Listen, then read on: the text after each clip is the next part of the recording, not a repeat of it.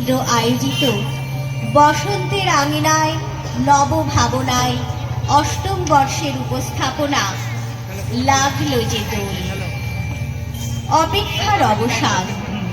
আমরা প্রতি মুহূর্তে দেখি আনন্দ মাঝে বিস্তারিত দুঃখের আবর্তন, তারই মাঝে প্রফুল্লতা, নব উচ্ছ্বাস। আচ্ছা, এই উচ্ছ্বাসে কোকিলেরাও কলতান করে, তাই না? করে বই কি, তারাও আমাদের মতো চায় বসন্তকে আপন করে নিতে।